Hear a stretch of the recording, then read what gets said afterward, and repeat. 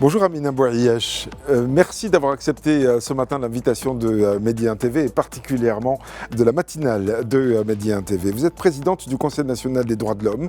C'est aujourd'hui que l'on célèbre la journée mondiale des droits de l'homme.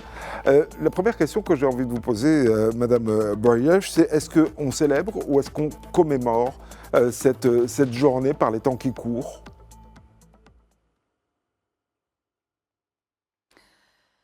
Bonjour à tout le monde.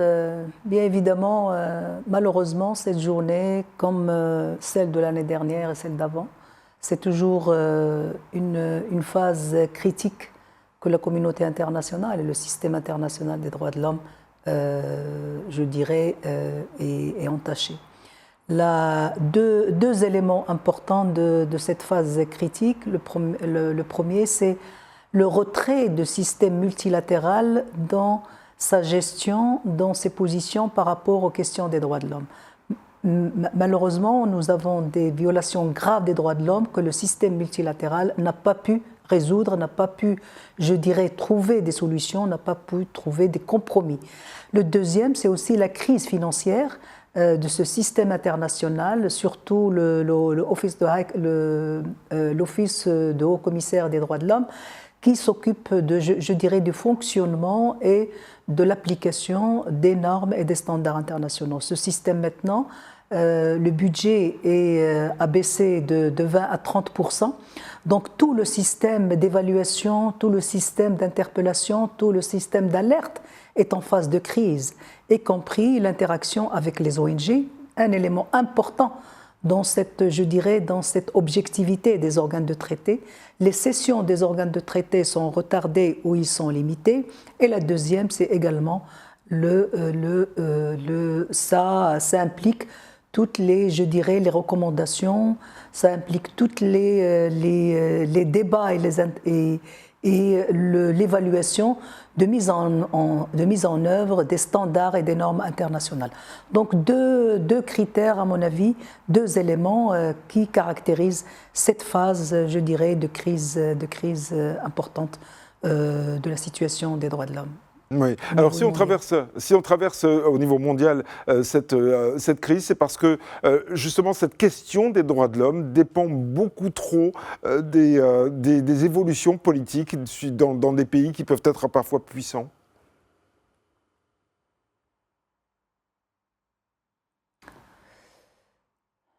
Merci de... J'ai pas pu... Je vais répéter, excusez-moi, je vais répéter la question. Est-ce que vous pensez que justement, la situation des droits de l'homme dépend beaucoup trop de l'évolution politique dans certains pays qui sont puissants? Bien évidemment, nous avons bien pris note et puis nous le savons, mais avant, je dirais, cette refonte ou cette reconstruction d'une géopolitique nouvelle qui est en train de se faire par rapport aux intérêts, par rapport à la dominance, par rapport, je pense, a beaucoup influencé le multilatéralisme. Le multilatéralisme était d'une manière ou d'une autre capable de, je dirais, de trouver des solutions pour des crises et pour des violations graves des droits de l'homme. Alors que durant ces 3 années ou 4 ans, la situation n'est plus la même. Donc c'est la dominance surtout d'un certain nombre de pays parce que peut-être les autres pays n'ont pas pu, alors qu'auparavant c'était des consensus, c'était des compromis plutôt dans les solutions. Je tiens à rappeler par exemple le discours que Sa Majesté avait bien voulu adresser aux participants au séminaire international du CNDH en décembre 2023 relative à est-ce que l'universalité est un processus inachevé. Et il avait bien précisé qu'il faut, premièrement, qu'il faut renouveler l'engagement de toutes les personnes et les sociétés pour prévaloir les principes et les normes des droits de l'homme. Et la deuxième, c'est de reconnaître le rôle des pays du Sud dans ce processus de respect et de garantie des droits de l'homme. Je pense que ce message était, à mon avis, très, très important dans cette crise que nous vivons du système international des droits de l'homme. On a vu des conflits à travers le monde, un en particulier où les civils ont été utilisés comme comme des objets, si j'ose dire, en utilisant non seulement les bombes, mais aussi la faim comme une arme. Est-ce que ça a fait reculer justement la situation des droits de l'homme à travers le monde? Évidemment, il y a aussi les droits humains qui ne sont pas respectés lorsque les femmes sont utilisées comme armes de guerre également dans certains pays, etc. Mais est-ce que vous pensez que voilà, un palier supplémentaire a été franchi dans ce conflit? Non, sûrement la diversité des conflits et la multiplicité des conflits armés nous ont révélé un certain nombre de complications et de violations, comme je l'ai dit, très très graves en matière des droits de l'homme. Aussi bien c'est-à-dire même la Convention de Genève pour la protection des civils, pour la protection de tous les lieux et les hôpitaux, les écoles, etc., devraient être protégés, n'ont pas été protégés. Et c'est pour ça que personnellement et d'autres collègues, on a déduit que le multilatéralisme est en crise parce que c'était inacceptable d'accepter que des lieux civils, que les civils peuvent être bombardés et les lieux civils de services publics pourraient être bombardés. Donc on a cru que c'était la Deuxième Guerre mondiale. C'est là où on a vécu ce moment-là. Et donc je pense que c'est très très important. Et je pense que l'action des acteurs en matière des droits de l'homme, il y a aussi des États qui sont très impliqués dans ce processus de paix, dans ce processus je dirais, d'attachement aux standards et aux normes et aux principes des droits de l'homme. Et je dirais, c'est un peu l'espoir maintenant, quand je viens de rappeler par exemple le message de Samadé, l'espoir à ce que les droits de l'homme doivent être aussi un constituant, un considérant, un principe fondamental dans le multilatéralisme. Et je pense que c'est ça l'élément que je peux reconnaître dans mes différents déplacements. Bien évidemment, il y a des pays aussi qui sont très attachés à ça, à leur manière, chacun à sa manière, chacun à son rythme. Mais je pense qu'on a l'espoir il y a encore des États, il y a encore des acteurs institutionnels, il y a encore des acteurs non institutionnels, y compris les organisations internationales. Par exemple, la coalition des institutions nationales que j'ai l'honneur de présider était très très claire en matière de crise de multilatéralisme, y compris lors de notre réunion en Géorgie, ça fait 2 jours. Oui. Amina Bouayache, on entend votre optimisme, mais est-ce que vous, en tant que présidente donc, du Conseil national des droits de l'homme et en tant que fine observatrice de ce qui se passe à travers le monde aussi dans cette matière des droits de l'homme, est-ce que vous pensez, comme beaucoup, que lorsque on fait un pas en avant, on finit par faire 3 pas en arrière?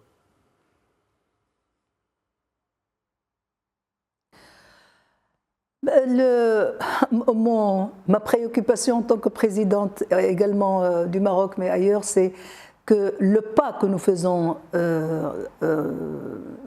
d'en avant, ou pour avancer, je pense qu'il faut le préserver, il faut le consolider et avancer un autre pas. Sûrement, il va y avoir d'autres pas en arrière, parce qu'on ne maîtrise pas en tant qu'acteur non étatique le déroulement, le processus. Mais le plus important, c'est que chaque pas que nous faisons doit être préservé, doit être consolidé et de pouvoir, à partir de ce pas, avancer à un autre pas. Donc là, c'est ça un peu les rapports de force que nous essayons de faire sur le plan international par nos actions en tant que CNDH, mais aussi en tant qu'institution nationale au niveau mondial. Oui. Alors, on parle, c'est vrai, des victimes, on parle des conflits armés, on parle de ce qu'on voit à travers ce monde qui est parfois chaotique. Est-ce que vous considérez que les droits humains s'arrêtent justement à ce sommet de l'iceberg, ou alors il y a encore des éléments, si j'ose dire, sous-jacents? Je m'explique. Est-ce que vous pensez que les droits de l'homme sont aussi concernés par la dignité humaine, c'est-à-dire qu'on voit au Maroc, par exemple, l'état social qui est en train d'être instauré, ça relève aussi des droits de l'homme, le fait de donner à chacun une vie, de permettre à chacun de vivre dignement. Non, effectivement, bien évidemment, ce système international de crise en matière des droits de l'homme, heureusement, il n'est plus, je dirais, au Maroc, on a une situation beaucoup plus optimiste par rapport à ces situations de crise au niveau international. Optimiste dans le sens par 4 éléments importants. Premièrement, sur le plan normatif international, on est parmi les pays qui ont ratifié et qui sont impliqués dans les processus au niveau des Nations Unies, et je viens de le dire, même sur le plan multilatéral, de manière à prévaloir et à mettre en œuvre les principes et les valeurs des droits de l'homme et les normes des droits de l'homme. Donc ça, c'est important. Le deuxième, nous avons sur le plan juridique ou législatif, nous avons beaucoup fait, je dirais, nous avons beaucoup avancé en matière de l'état de droit. Malgré toutes les difficultés, je dirais, des critiques, et autant que CNDH, au nom de CNDH, nous avons émis des avis, nous avons émis des recommandations, et nous n'étions pas totalement satisfaits. Mais comme je viens de dire, c'est le pas qui compte, et c'est le pas qu'il faut consolider pour avancer. Donc, par exemple, je dirais, par exemple, la loi sur la grève, la loi organique, ça fait des générations que nous attendons. Donc, nous avons une situation qui va se stabiliser en matière que chacun a des droits et des obligations. Le deuxième, par exemple, le code de procédure pénale. Le code de procédure pénale, malgré les critiques que nous avons émis lors de son adoption, je pense qu'il y a au moins 3 ou 4 éléments importants dans ce processus de consolidation de l'état de droit. Le premier, c'est les garanties individuelles. Les garanties individuelles sont très importantes pour nous en matière des droits de l'homme. La première, c'est le droit de la défense. Et le code pénal affirme le principe de présomption d'innocence durant le déroulement de toute la procédure. Ça, c'est très important. Le troisième, c'est le recours aux décisions de privation de liberté. Tout de suite, un juge qui demande l'emprisonnement d'un citoyen, la défense pourrait faire le recours à la décision de privation de liberté. Le quatrième élément, et c'est un élément qui constitue, je dirais, le procès équitable, celui de délai raisonnable du procès. Donc ça, c'est important.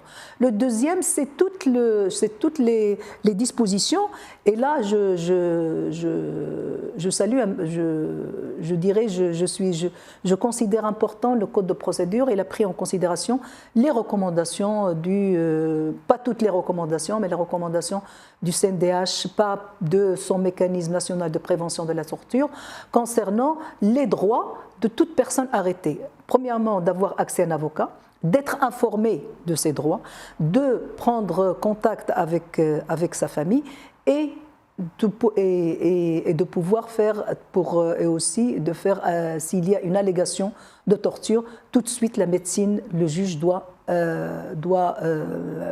imposer une autopsie. Et la deuxième, et la dernière, c'est aussi, je dirais, les conditions de ces personnes lors de la garde à vue. Donc ça, c'est très, très important pour nous. Et je dirais que dans la garde à vue maintenant, nous avons beaucoup avancé de par des chambres de sûreté, aussi bien chez la Direction générale de la Sûreté nationale que de la Gendarmerie royale. Nous avons maintenant, par rapport à nos recommandations, nous avons entre 90 et 80% des recommandations sur les conditions de garde à vue très, je dirais, en standard avec les normes internationales.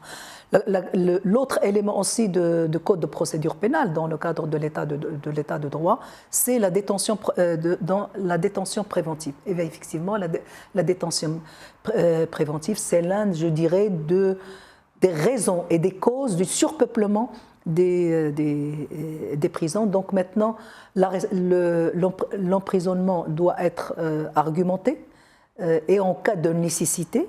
Et je pense que ça, c'est le plus important, en plus des peines alternatives qui sont déjà importantes. Donc voilà un processus de l'état de droit qui se renforce, mais bien évidemment, il y a d'autres critiques, comme celui que nous avons soulevé lors de notre mémorandum concernant les articles 3 et 7.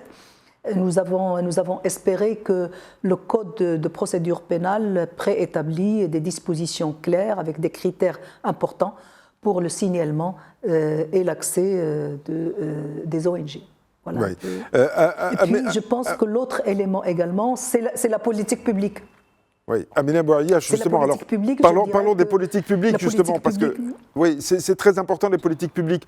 On le voit avec, je le disais, l'État social qui participe à la dignité humaine et la question de l'habitat aussi. La question de l'habitat. Allô? Oui, alors je ne sais pas si vous m'entendez. Voilà, c'est ce que je voulais passer. Voilà. Oui, non, c'est important. D'ailleurs, je voulais passer à la question des politiques publiques. Les politiques publiques, nous avons encore, je dirais, des distinctions entre le réel et les programmes. Il n'y a pas exactement, je dirais, une cohérence premièrement, entre la réalité et les programmes. La deuxième, il n'y a pas de connexion et d'interconnexion entre les différents programmes de différentes institutions ou de différents ministères. Et donc ça fait l'impact sur le développement ou sur, je dirais, les droits préliminaires et fondamentaux de citoyens, tels que, par exemple, nous avons déjà alerté sur le droit à l'accès à la santé. Donc déjà en 2022, nous avons alerté et nous avons soulevé un certain nombre de recommandations et de problématiques très importantes qu'on pouvait régler avec une nouvelle gouvernance. Pas uniquement de moyens financiers, mais une nouvelle gouvernance et inclut les moyens qui sont déjà sur place. Donc voilà un grand problème. Le deuxième, c'est l'éducation. L'éducation, pas nécessairement sur la généralisation, mais c'est aussi sur la qualité et l'égalité de la scolarisation. Le troisième élément, et j'ai bien suivi l'information de ce matin concernant l'effondrement d'un immeuble.